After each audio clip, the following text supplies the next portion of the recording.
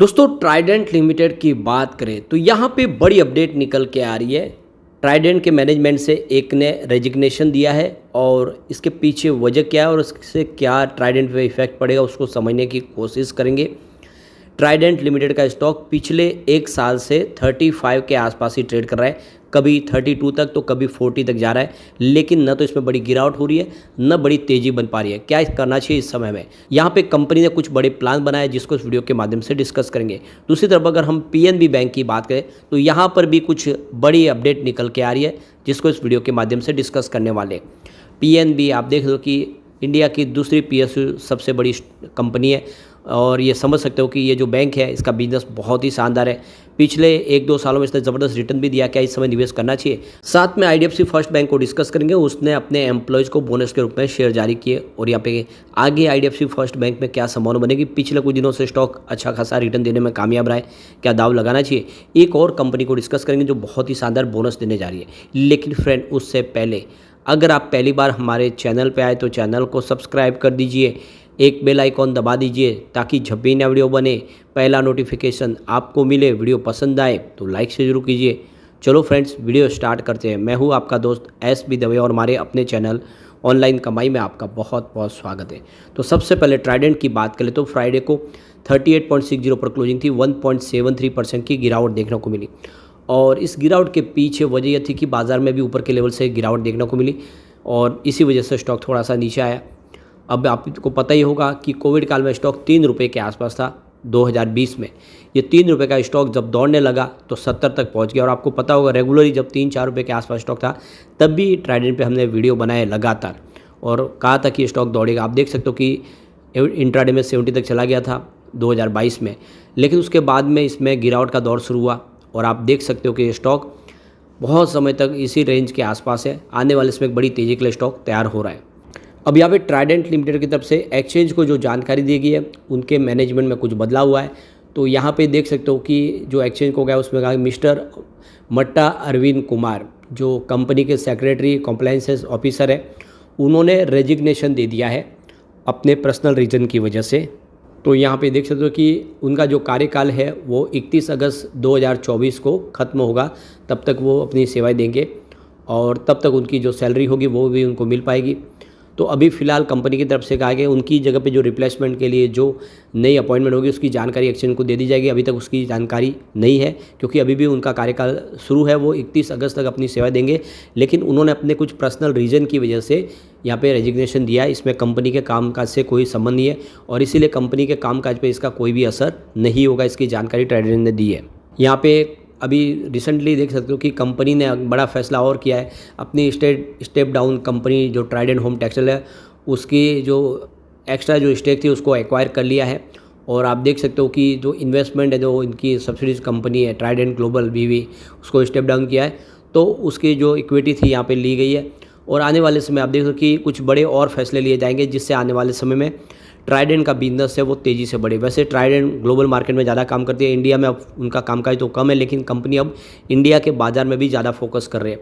आप देखें तो उनका जो होलसेल बिजनेस है जिसमें टेक्सटाइल का है, paper, non food consumer goods है, क्लोथिंग बिजनेस है, केमिकल का बिजनेस है और सारे बिजनेस आने वाले समय काफ़ी अच्छा करते हुए दिखाई देंगे।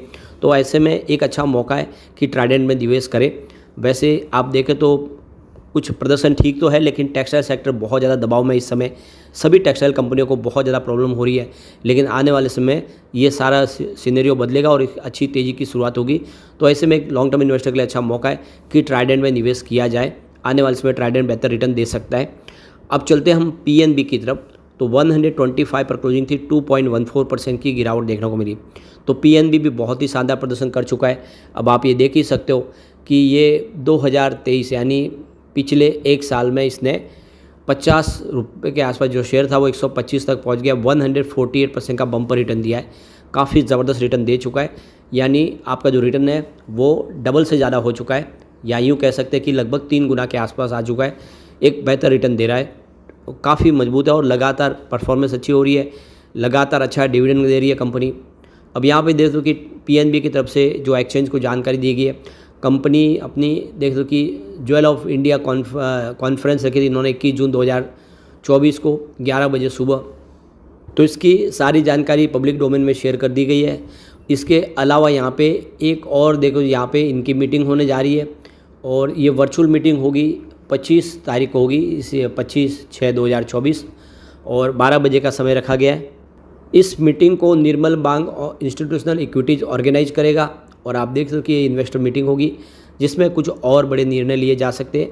पीएनबी एसबीआई के बाद दूसरी पीएसयू बैंक है, काफ़ी अच्छा बिजनेस है, ऐसे में एक अच्छा मौका है खरीदारी का। यहाँ पे पीएनबी ने एक और बड़ा डिसीजन लिया है, 1 जुलाई से वो ऐसे सेविंग अकाउंट बंद करने जा रहे हैं जो इस समय एक्टिव मोड में नहीं है और ऐसे सारे अकाउंट बंद किए जाएंगे। तो देख सकते हो कि जो अकाउंट पिछले 2-3 सालों से इस्तेमाल नहीं किया जा रहा है और जिनके अंदर बैलेंस नहीं है, वो सारे के सारे जो अकाउंट है वो अब बंद करने जा रहे हैं। वो सारे सेविंग अकाउंट अब एक्टिव नहीं रहेंगे। तो अगर आपके पास भी एक ऐसा अकाउंट है जिसको एक्टिव मोड में नहीं रखा, आपने फंड नहीं है, तो आप 30 जून के पहले उसमें डिपॉजिट कर दें और अकाउंट को एक्टिवेट कर लें, वरना वो आपका अकाउंट बंद हो जाएगा। 30 जून के पहले अगर आपने अपने अकाउंट से संबंधित अपनी कार्रवाई पूरी नहीं की, उसमें फ़ंड नहीं डाला, तो फिर आपका अकाउंट टर्मिनेट हो जाएगा।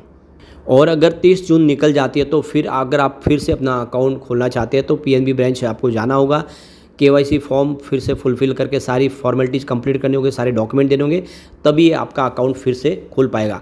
तो ये आपको खास ध्यान रखना है, आपको बहुत सारी प्रॉब्लम हो सकती है और ऐसे में इसलिए आपको अकाउंट को एक्टिवेट रखने के लिए जल्द से उसमें आप जो भी है फंड अपना डाल दें ताकि वो अकाउंट एक्टिव रहे।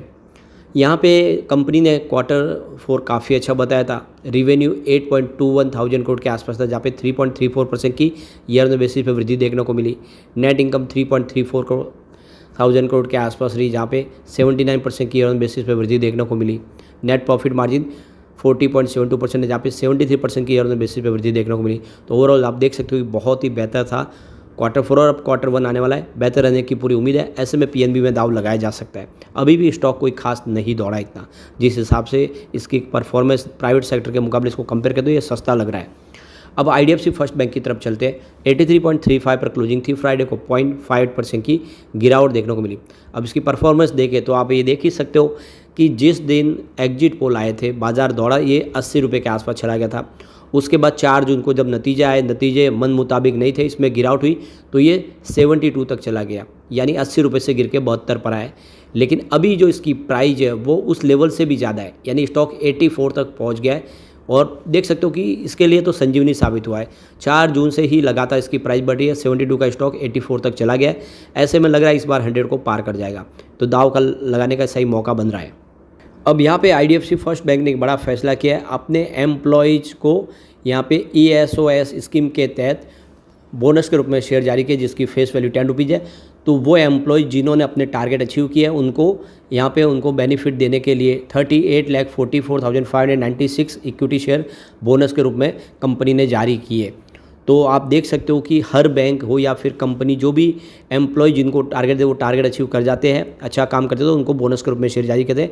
और इसी तरह से आईडीएफसी फर्स्ट बैंक ने भी अपने एम्प्लॉयज़ को बोनस शेयर जारी किए, इसकी जानकारी एक्सचेंज को दी गई है। आने वाले समय में आईडीएफसी फर्स्ट बैंक का आईडीएफसी लिमिटेड का मर्जर होने जा रहा है, ऐसे में साइज बिजनेस बढ़ेगा और आप समझ सकते हो ऐसे में स्टॉक की प्राइस भी कई गुना बढ़ सकती है और इसका वेटेज बढ़ेगा। ऐसे में लॉन्ग टर्म इन्वेस्टर के लिए अच्छा मौका है कि ये 100 रुपीज़ से मिल रही है नीचे स्टॉक में दाव लगाए, आने वाले समय आपको ज़बरदस्त रिटर्न दे सकता है। अब यहाँ पे हम चलते हैं उस स्टॉक की तरफ जो हमें बहुत ही शानदार बोनस देगा। तो यहाँ पे हम बात करें हैं जीटीपी इंफ्रा प्रोजेक्ट लिमिटेड की। 267 पर स्टॉक है, 3.37% की फ्राइडे को तेज़ी देखने को मिली। वैसे स्टॉक बहुत बड़ा मल्टीबैगर साबित हुआ है। 7 रुपये के आसपास स्टॉक था 27 मार्च 2020 को, तो जो स्टॉक 7 रुपये के आसपास था वो 267 तक चला गया है। करीब 1000% से ऊपर का ज़बरदस्त रिटर्न दिया इसने। सिर्फ पिछले एक साल की बात करें उसने 308% का बम्पर रिटर्न दिया है। जो 65 के आसपास स्टॉक था वो 267 तक चला गया और अब कंपनी एक शेयर के ऊपर एक शेयर बोनस देने जा रही है।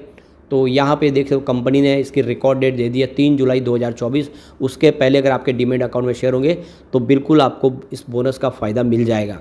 जीटीपी इंफ्रा प्रोजेक्ट की बात करिए, कंपनी कंस्ट्रक्शन के सेक्टर में सक्रिय कंपनी बड़े बड़े प्रोजेक्ट करती है, जिसमें आप देखो रेलवेज़ के प्रोजेक्ट करती है, ब्रिज बनाती है और दूसरे इस तरह से बहुत सारे बड़े प्रोजेक्ट बनाती है। हैवी ड्यूटी कंस्ट्रक्शन करने वाली कंपनी है, एयरपोर्ट्स के लिए हो या फिर मेट्रो प्रोजेक्ट हो, लाइट रेल सिस्टम हो, इस तरह से कंपनी के बहुत सारे प्रोजेक्ट है।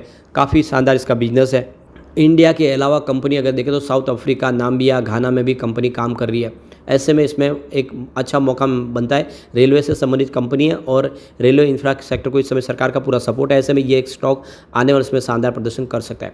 रेवेन्यू की बात करें तो मार्च 2023 में 270 करोड़ के आसपास था, जो इस बार मार्च 2024 में बढ़ के 296 करोड़ तक पहुँचा है। काफ़ी अच्छा बढ़ा है रेवेन्यू। प्रॉफिट भी बढ़ा है। मार्च 2023 में 10.73 करोड़ के आसपास था, वो मार्च 2024 में 15.08 करोड़ तक पहुंच गया। यानी लगातार देख सकते प्रॉफिट भी बढ़ा और रेवेन्यू भी बढ़ रहा है। 2019 में 217 करोड़ के आसपास था, जो 2023 में 277 करोड़ के आसपास आ गया। ऐसे में दाव लगाया जा सकता है। लेकिन फ्रेंड, कोई भी इन्वेस्टमेंट करने से पहले अपने फाइनेंशियल एडवाइजर से बड़े ले ले या अपना खुद का रिसर्च करें, क्योंकि मैंने वीडियो आपके एजुकेशनल पर्पज़ के लिए ही बनाया। वीडियो पसंद आए तो लाइक से जरूर कीजिए और चैनल को सब्सक्राइब कर दीजिए। Thank you friends.